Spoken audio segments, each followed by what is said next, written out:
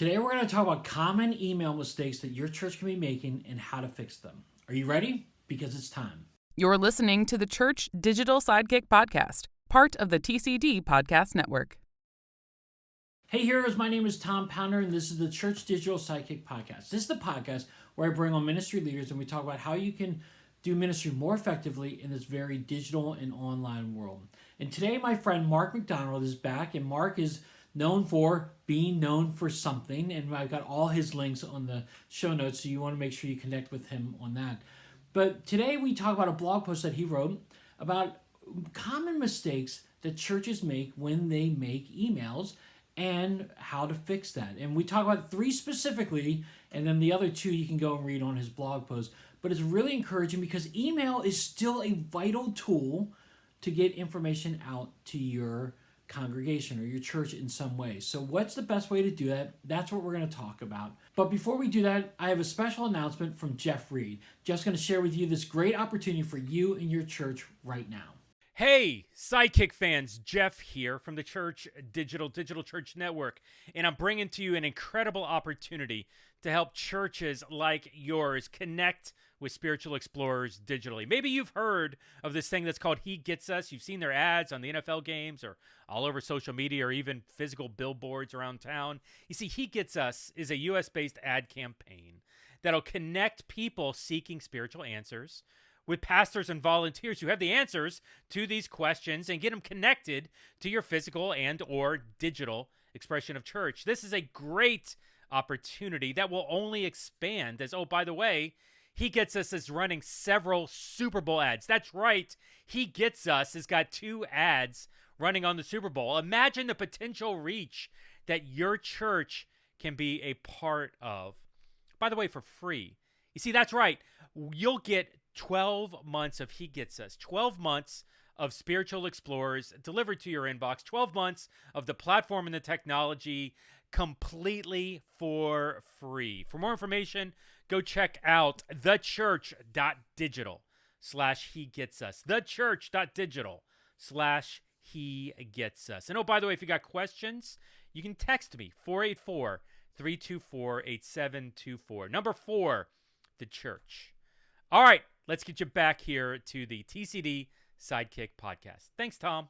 Thanks, Jeff. That was awesome. And I hope that you and your church take advantage of this great opportunity that you have to partner with this great ministry. So check that out. I've got all the links in the show notes for you to click and learn more about that. It's at thechurch.digital. Again, just click on the show notes and find the link there. You'll find it perfectly.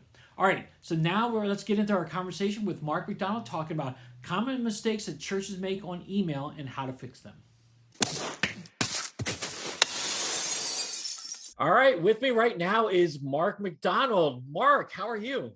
I'm doing really good. It's always fun just to meet up a little bit and just, I mean, everyone always doesn't know what happens just before we press record, but we always have a good time. Yeah, one of the things I really like about you, you're really easy to talk to. And so, I mean, just having a free-flowing conversation before we hit the record button was really good. And I'm in just such a better mood right now. Well, that's good. I don't think I've ever seen you smile this much. Oh, good. That's always a good thing. That's always a good thing. All right. So, hey, Mark, I know you. We've known each other for a while, but some people on my podcast may not know who you are. So share with them a little bit about who you are and what you do. You know, it's just so crazy. I think every day I try to have an attitude of gratitude, and when I have my quiet time, oftentimes I think God just hears it over and over again. I can't believe that I get to do what I get to do. I'm a little kid from East Coast Canada, and I serve an amazing King who allows me to work with churches. I guess the path that got me here was, you know, I'm a graphic designer by trade. That's what my degree's in. I started working for one of Eastern Canada's largest ad agencies, became senior creative director. And out of all of that, I just kept thinking the church needs to know this stuff, and started working with churches, moved to North Carolina, and started, we kind of became the national voice of church communication, and started speaking at at conferences. Out of that, I started writing articles, written over 800 magazine articles, and then I wrote a book called Be Known for Something, and it became an Amazon bestseller. And from that, started working with Florida Baptist Convention. They moved me to Jacksonville, Florida, and I love Florida. And as a Canadian, it's like I never want to go back to the weather that they're experiencing right now. Yeah. And now I run an agency called Be Known for Something, and we work with all kinds of denominations. And I'm also executive director for Center for Church Communication, which is about 10,000 churches across the country. So you probably sit on your hands pretty regularly with nothing to do, right? I mean, you've got nothing really going on. You know, every day I'm a to-do list guy. I don't know, are you a to-do list guy? I am, yeah. So I have, I work with Things, which is an amazing app. If you guys are interested in a to-do list app. But I'm also a little old school. I'm a whole bunch older than you. So I I always have my post-it notes, which Oh, are almost wow. embarrassing. So I have my master list over here on this computer, on this monitor, and then every day I have, okay, so here are the 5 things that I absolutely have to get done today. That's awesome. Okay, that's cool to hear how you function on this. We're not going to talk about to-do lists today, but I do have to share with you. I go back and forth. I have a notepad that I write my to-do list kind of for the week. I talk about do some things, and then I've learned to really, because we're so digital these days. I've set up reminders on my iPhone that kind of go over all my platforms. With the Mac and the iPad, that just set up key reminders for key days so that I don't, if I miss my notepad for some reason, I'll still have some kind of reoccurring things that I need to be focused on and not lose sight of. So that's really cool to see how you do. I love the post-it notes. I have one post-it note in front of me every day, and it has the things that I have to get done. And there is a euphoria when I get to check off a post-it note. Yeah. And it doesn't have that same feel. Like they need to gamify my digital list so that when I click off something, like fireworks need to shoot across my Yes. screen. Yes. I'm all in it for the gratification. Like there just needs to be something that says you're the greatest person ever. Yes. Yes. No, and I like that idea. Maybe you should create that app. Yeah, no. Okay. Okay. So somebody who's listening right now should Yes. create that app Yeah. and maybe call it the Mark McDonald list or The Mark McDonald. There you go. There you go. Or lists by Mark McDonald. Um, Exactly. But being all about being known for something, I think, and because I am a to-do list guy, anyone who sees me at a conference, I usually in my briefcase, that sounded very old, in my my backpack, I usually have notepads, and the notepads are to don't lists, because as much as it's important for what we actually do, there's some things we just shouldn't do. And I do not develop apps. So that's on my to don't list. there you go. There you go. I love that you hit briefcase. I just want to go down the rabbit hole of just all the old school stuff that we used to do, because even though you are a little bit older than I am, not that much where I wouldn't know some of these things. I remember when my dad had the briefcase and he would take it into work. So, I um, remember when I had a Rolodex that I I can still remember. I thought, okay, so my Palm Pilot allows me to have an address book. So maybe I should transcribe. Oh my goodness, there's like 100 things on my Rolodex, and I think my contact list now is like 4 or 5 thousand people. So I'm glad that I switched to digital. Digital is the way. yeah. I'm glad we also don't have Palm Pilots. God, I love my Palm Pilot though. My Palm Pilot was I loved it. Okay, okay. Now people are probably going to get annoyed with us right now, but this would be good an offline conversation. Okay, so the reason why I have you on today is because we're going to talk about Google search, and we're going to talk about how that applies into our churches and our ministries. But just to kind of get the ball rolling a little bit, we most of us use Google basically every day, and we're searching stuff. So why is it important for us to understand how Google search works? Wow. Mainly because, as much as we probably understand it but don't want to admit it, Google runs the world. I mean, like, talk about old school stuff. I mean, it used to be, if a church wanted to be known in their community, they had to have their yellow page Yes. ad or their yellow page listing. The listing was free, but you can have an ad, and everybody and their dog who wants to go to church will find you just by your ad.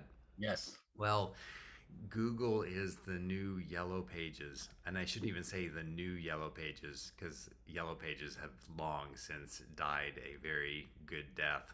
Thank the Lord. Thank the Lord. I know, because it was far too much money. And then Google, when they first came out, it was all about, and we're doing this for free. Yeah. But what we know is that it really wasn't free. What they've done is they've put their tentacles out, and they own so much information that now they're kings. Yeah.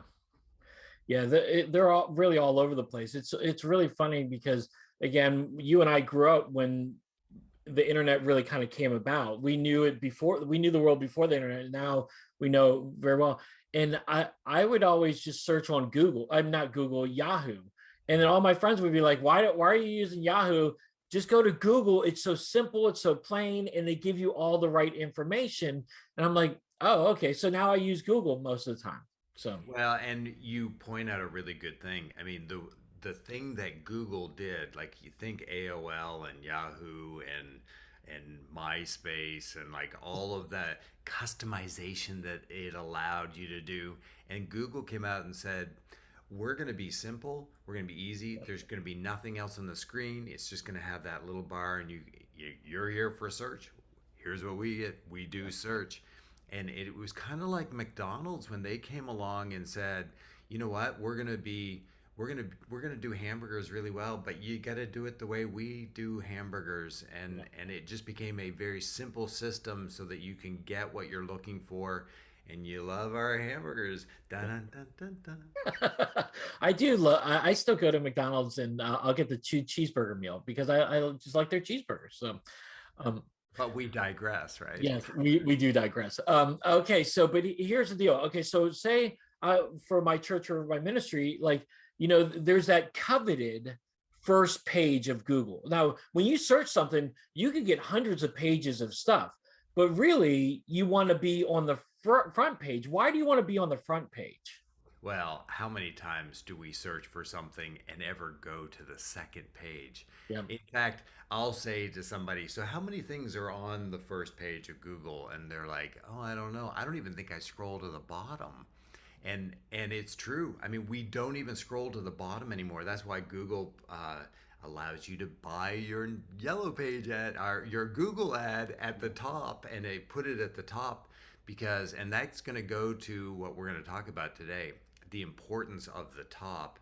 And so Google knows whatever's on top or whatever's on the first page is so much more important than anything else. So that is the coveted spot. You want to, when someone Googles for you, you need to master Google, and that's what we're going to talk about today. Mastering Google to the point that you get served on that first page. So are you saying that if I'm a church of under 100 or even 200, that I can still get on the front page, the first page of Google? Absolutely, possibly. Absolutely. Okay, so let's digress. Let's go into this. Do I have to pay for it? Is it something that I have to pay for? So, yes, what we just talked about is, uh, if you absolutely, like, if someone's Googling for you, whatever your keywords are, like when someone's there Googling and you're hoping that you get served on that first page, whether that's your community churches or your community denominational churches, or I need God, and it's like, I would love to be there. I like, why is it always the big guys that are there? Well, you can you can kind of get around the whole amount of work and pay for it. So you can buy Google Ads.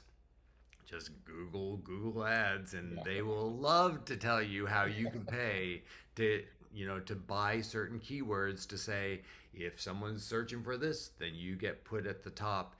But I mean, it's a fair amount of money, and I think we've all been there. Like we all get spammed. I get spammed every day with these emails where people are. It's like, all you have to do is just pay us $1,000 a month, and we'll guarantee that you're on the first page. Well, I would I wouldn't do them. Right. Like go around them and just pay direct to Google, and you can get to the top, top of the first page of Yeah. Google. Okay, so that's one way to get on the kind of front page at the top. But there's an organic way too. There's stuff that you can be doing as a church. So let's talk about that. What can What you do you mean, especially by saying organic? What big words you use? What do you mean by well, that? well, organic, I just attribute to as free. It's a free way. There's the word. There's the Yes. key word. No Yes. pastor is saying, "How can I organically go get on the first page?" But if it's like, "How can I get to the first page free?" For Like there's, free, I mean, yes. I think every seminary, that's like there's like a full course on how to get as much stuff for free as possible. That's awesome. I got to go to seminary for that then. Okay, so let's break it down. What is it, the stuff that you can do to optimize your site so that you do show up on Google search? Okay, so there's essentially just three things. And the only reason why I say three is because again, that's another course in seminary that you have to break everything into three. There is a fourth one though. So if we have a little bit of extra time at the end, I'd love to share with you that fourth one, but it's a little bit harder, and especially it's harder for people who create content. But let's talk about the three Yeah. things first, okay? So number one, I mean, we've kind of shared a little bit back and forth. It's about keywords. Yes. So these keywords become king, and you and I, we struggle staying on topic sometimes. I don't know whether anyone else has noticed that before. But that this whole idea of staying on topic is, it would be like you saying, I want to reach the world. I'm trying to think of any keyword for a sermon. Come up with a key. Well, like what's a really good sermon title, right? That pops into your mind. There, I'm challenging you as a Yeah. host. How to grow in my faith. Oh, how to grow in your faith. I thought maybe because we're in February that you might have had love in there, but Oh, there you go. Yeah, let's talk about love. Okay, let's go. Let's okay, go. so let's talk about love would be an Yeah. awesome thing. So it's kind of like, I'm a huge Saddleback Rick Warren guy. Purpose Driven was talk about old school writing that, I mean, that I read it and my mind exploded. It's like he said it. And that's really what I mean, be known for something is really just retelling you Purpose Driven. Um, and the thing is that I finally made the Mecca tour to California, and I got to go to Saddleback, and I was like, oh man, I'm gonna hear purpose driven. I'm purpose. Like that's what I was searching for. And then I went, and he talked about weight loss that day, Oh, and I thought, I'm here for purpose. Like you could have at least tied. You can be purposeful longer if you don't weigh as much. Like I mean, like he could have tied it together somehow. yeah. But in the same sense, like if here we are around Valentine's Day and love, and if let's talk about love, it would be like you saying let's talk about love, and then people in your community going, wow, wonder what the church would have to say about love. And then arriving and then you not staying on topic. Yeah. So Google is really, really interested in people understanding what people are searching for and then staying on topic. And what I struggle with, even on our website, for something.com. It's hard for me. Like, I'll start a page and then I'll go, oh, but I should go, and then I probably should talk about, and I get off topic. And what Google says is that understand your keyword and stay on topic. That's the number one thing. It's like, you've got to come up with, for every page, you need to have a keyword. And when I say a keyword, and this is my frustration of spell check. Spell check likes keywords, but key phrases, they don't like that. They do it as 2 words, so I always have to auto correct and then like change it. But it's really a key phrase. Yeah. So a keyword is no longer, like, it's really hard to own. Like, if you decided, you know what, love, we're going to be all about love, and you try to own love, you're not going to be able to own it. So Google says, so you need to have what they call long tail keywords. So it's like, you have love there, but what kind of love? Like, is this, Christian love? Is this biblical love? Is this love? Yeah, I don't know. You could come up with it, whatever. So every page of your website that you want to be discovered in the community or in your congregation, you have to know your key phrase, and that phrase should never be more than 4 or 5 words. If I was going to blue shirts, it's like I could try to own shirts, but blue shirts, adding a tail to it, allows me to have a little bit more of an opportunity to own it. But if I said men's blue shirts, then all of a sudden that the group of people looking for it, it gets smaller and smaller, so that I can really target, and you target through the key phrase. And then those key phrases, and I'm sorry, I can almost see you trying to ask a question in between. Did you have a question for me? No. Go. Keep on Okay. going. Keep on going. So those key phrases, Google just wants to say, okay, you can't say this page is all about this key phrase and then not use it. Yeah. So we've all been there where we've Googled something and then you get to the page and it's like, where the heck is, like, where's the word that I was just searching for? And like, I sometimes find myself, it's like, and then it's like, oh, I can search Command F, and then it brings up the find window and you search for it, and it's like, it's used once, and it's like, wong, wong. So they actually want you to use it. And so that 4 or 5 word key phrase needs to be used intact at least 2 to 3 times on that page. And therein lies half the battle, is that it's got to be used in such a way so that it feels natural and it doesn't feel like you're just repeating it over and over and over again.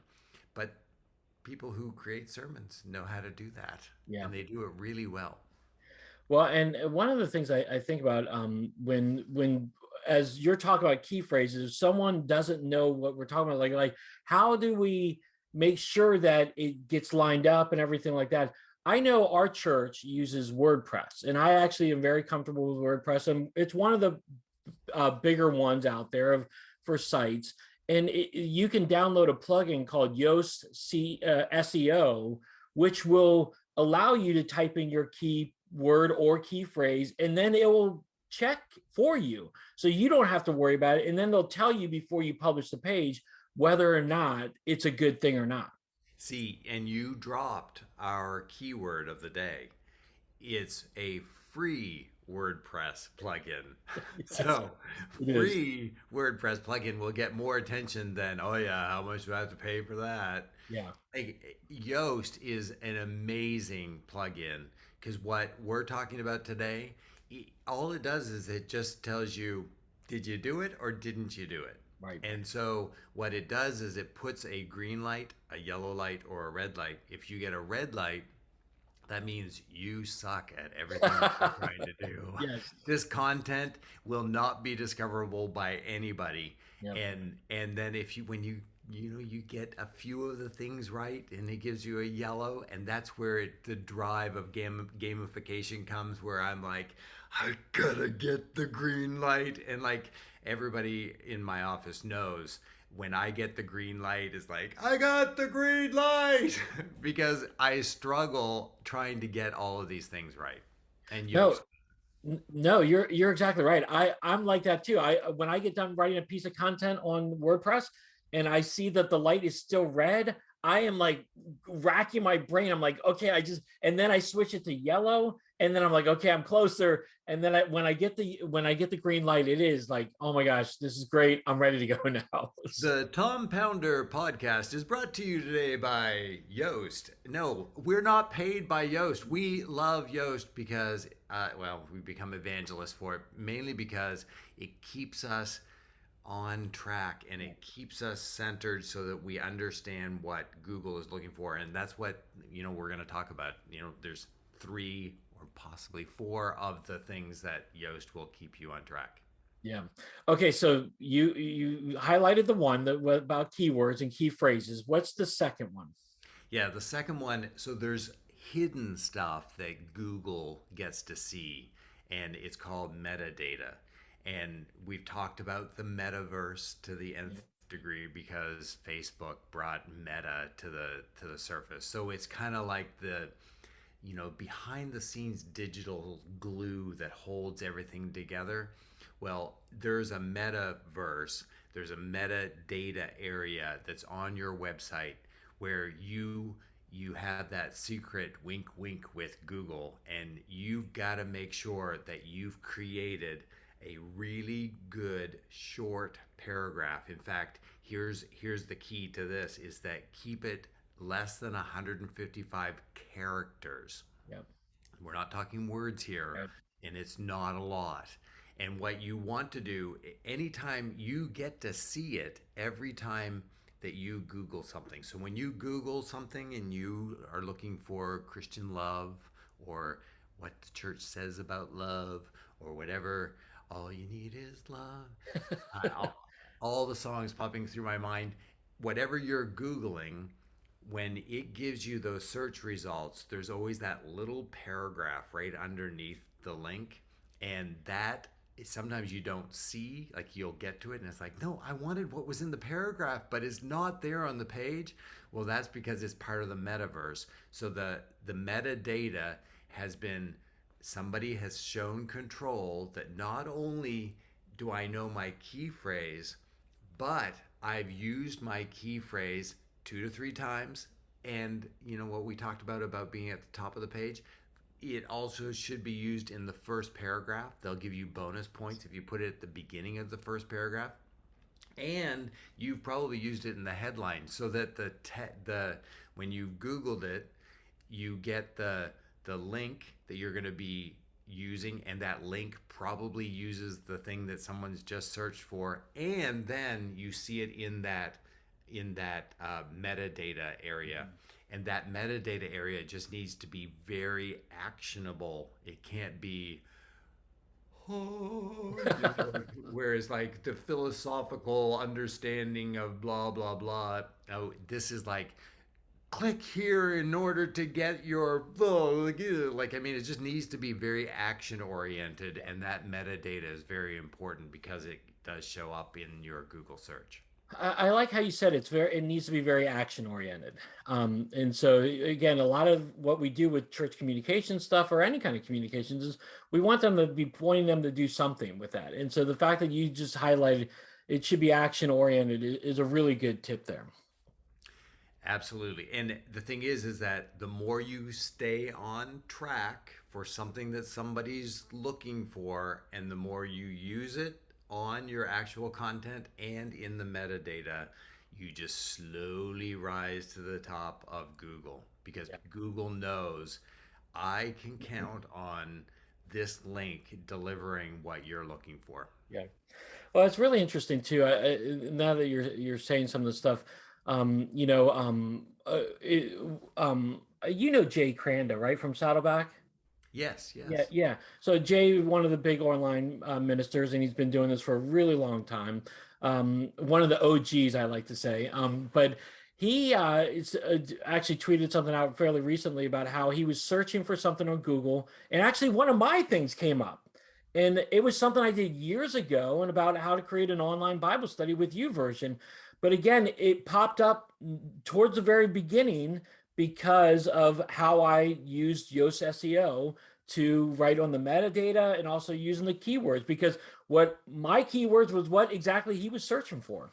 And oh my goodness, so that's like the fifth thing. So this is like a really bonus. But the fifth thing is longevity. So the more it's there and the dates say that it's been there for quite some time, that gives you a little bit more power to rise to the top. So if you're just starting this, do not lose hope, my fellow brethren and sisterin. You will eventually have longevity to get there, but it might take some time. And the problem is that if you're doing this correctly, it's a lot of work and it takes a lot of time. I waited a little farther into this to actually talk about this, but it's free. Yeah. Um, and the thing is that um, you just have to work hard at it, stay on topic, stay on key phrase, and then allow it to just chill there. And if it's a keyword that people are looking for on a regular basis, and you've had content up there for a while, uh, Google knows that it's going to be deliverable, and you'll just slowly make your way to the top. Yeah, I think it's awesome. Okay, so you've given us some really good tips so far. Whether it's two or three of them so far, because you included that fifth bonus one, we won't go there. But let's talk about the third one. Okay, yes, we'll ignore that fifth bonus.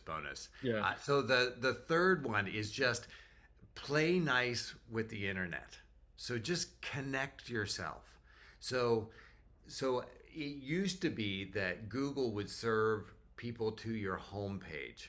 Mhm. And then what they found out was that people don't want to take the time to figure out how to get from the homepage to the right content. So Google went, oh yeah, that's stupid. Why would we create keywords for a whole website when it's really the individual page? So that's why every individual page needs to have its own unique key phrase. So then when people are looking for information, they go to that direct to that inside page. Oftentimes people don't even get to the home page unless they want to back out of it. It's like, this is really good content, so I need to go to the back to the home page. But most people don't do that anymore. So what they want you to do is, okay, so if you are really good at what you do, you should lead them around your web page or website by using links. And those links need, I'm amazed at how many, I'm working with a church right now. I called up their website yesterday. We walked through it and I said, so this page has no links on it. And they're like, yeah, well, we pretty much say it all. And it's like, really? So everything that anyone would ever need to know is right here. Or since you know your content so well, lead them to another place. It would be like somebody knocking on the front door of your church. You unlock the door, you say, yes, can I help you? And they say, yes, I'm thinking about bringing my kids here. So you go, okay, do not look at anything else while we walk through the church. I'm going to show you the kids ministry. No, don't look over there. Okay, so we're in the kids ministry. Here's the kids ministry. And then we just stand there. Like we all know, it's like, okay, well, if they're a parent, they might need some help. What about our adult ministries? Did you know you can come to a church service? Did you know you? So it's like, you know everything that's going on, or you should, Mhm. and you need to link to some of those other things. So those are called internal links, and you want to have on every page 2 to 3 internal links. And Yeah. then because you're a really, really good internet dweller, you probably want to have one external link on every page. What again? Just highlight real quick for me. What's an internal link and what's an external link? Yeah, internal link is connect with other content that's on your URL, like on your website in your domain. So, you know, I'm the king of my domain. I understand everything that's in my website. So you're probably thinking, if you're talking about kids, you probably want to know about our security. Here's a link to our security. Yeah. Don't put it all on your page because then you get too much content on your page. Instead, you want to link to other things internally within Yep. your URL, but you also want to have one external link if at all possible. Yeah, no, that's awesome. And again, as you're explaining this stuff, it makes me think about like Facebook. Facebook wants you to stay on their site. Once you're on their site, they want you to stay. So, if you upload a video on Facebook to YouTube, Facebook's not going to promote that so much. But if you upload that natively to Facebook, they're going to love it, and they're going to, because it keeps them on their site. And again, like what you're explaining, you want to keep them on your site because they may not go back to the homepage and discover things. So again, if it's something about children's ministry, have that thing about security or student ministry, because maybe they have a teenager that is in student ministry. You want to keep them going in that thing, and I think that's really important to highlight, because again, the more they can learn about your church, the more comfortable they're going to feel about your church, more likely they're going to come and visit your church. Well, and we've all been there. We Google something, Google delivers you to that page that you're looking for, and then you get lost in the website. It's like, oftentimes I'll find myself saying, "What was I here for again?" Yes, yes, Like yeah. Amazon is one of those things. Like I'll Google Amazon, I need a new bathroom fan right now. So I was looking for bathroom fans. I ended up buying toothpaste dispensers. And it was like, wow, there, I got oh man, I didn't even order my bathroom fan. Like, I mean, it's so crazy. And that's what Google, they know a good website, you'll get lost in the website because if you're really good at this key phrase, you're probably good at other key phrases, and then it will attract the same audience for various needs. Yeah, I think that's awesome. That's great. You've given some great tips here. Now I'm very curious about this fourth one that you were kind of teasing early on. What is this fourth one that you can share with us on? Okay, so really quick, you need to use signal words and Wait, what? signal words. Signal. Signal words. I am awful at signal words.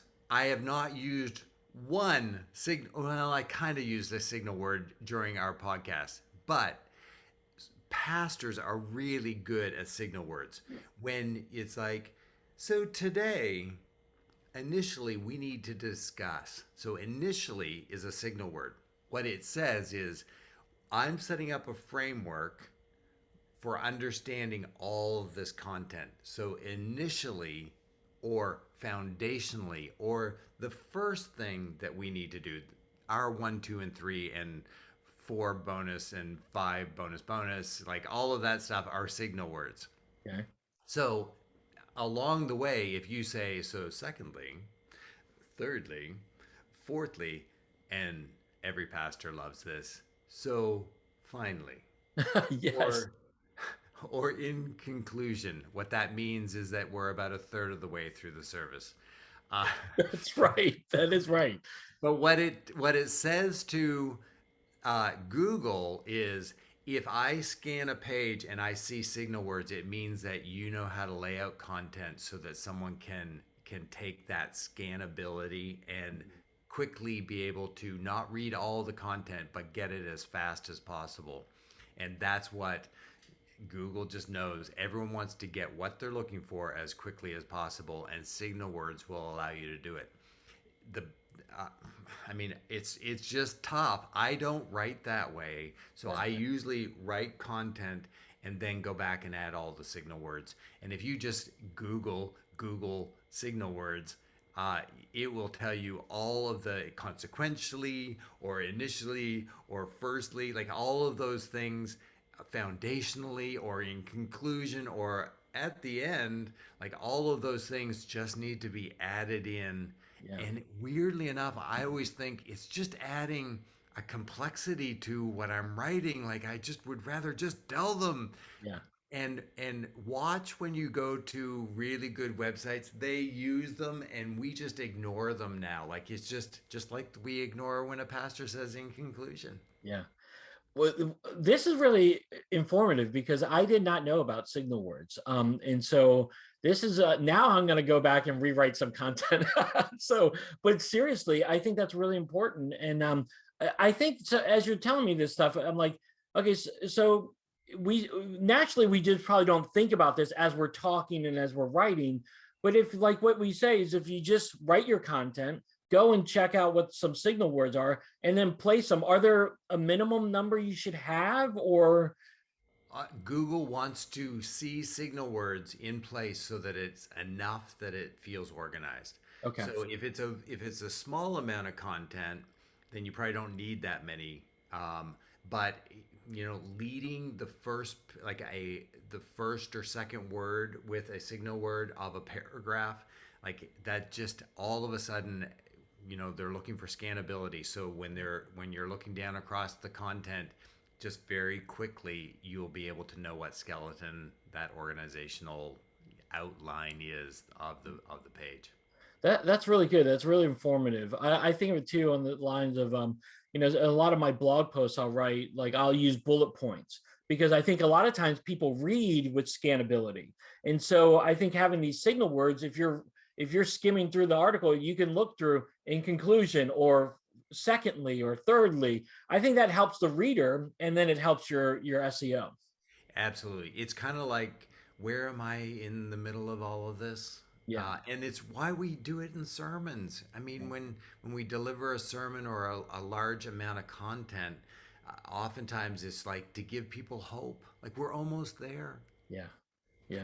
And obviously, I mean, you've lived for the bonus of this podcast. Like I feel fulfilled because I've actually given you something that you didn't know, which is like it would never happens. Yeah. So, I mean, maybe the title of this needs to be "Free Things, but Wait for the Bonus."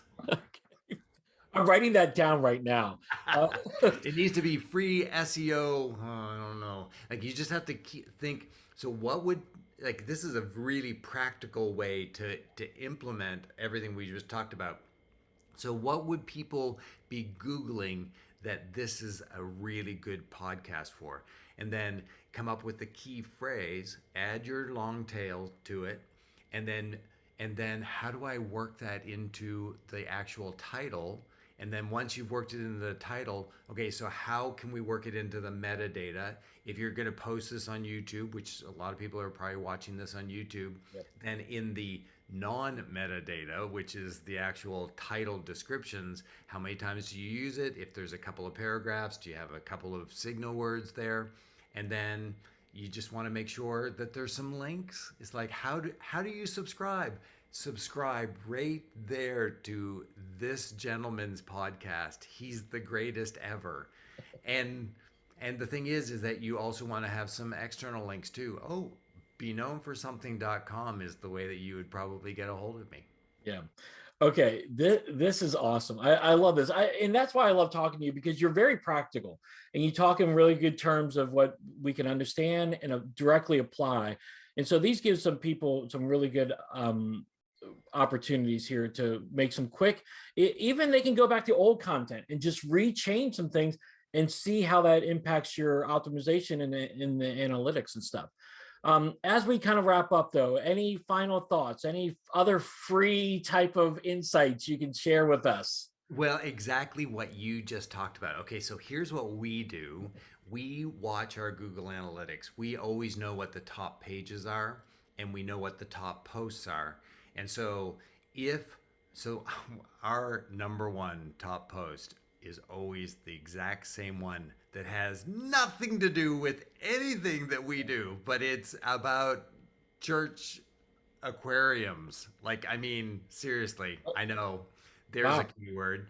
But obviously, people are looking for church aquariums or church with the aquarium. Like, there's a big church in Texas that has a monster aquarium. It's the largest, um, largest non-public or privately owned aquarium, whatever. Anyway, Wow. so anyway, people are looking for it. So it's always our number one post.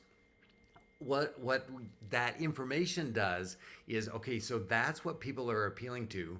It has nothing to do with what we actually do. So I went into it and then added some really key links to say, so here's why this aquarium works. It works as a thread to what they are known for. And if you're interested in a thread, so I just added some salesy oriented stuff into it, added some links, added some external links, so that if people are looking, possibly for a great aquarium show, there's a Discovery Channel show about aquariums. So I link to it. So all of that stuff gets put into it.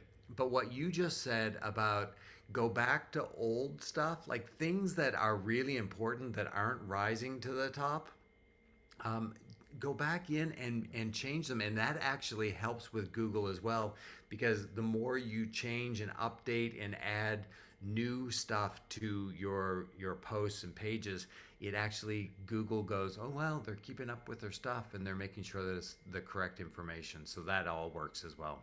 That's awesome. That's very encouraging. So I expect a lot of people to be going back to old content, myself included, and adding some different things to this. Mark, it's always great having you on the podcast. Always great talking to you. You're tons of insights.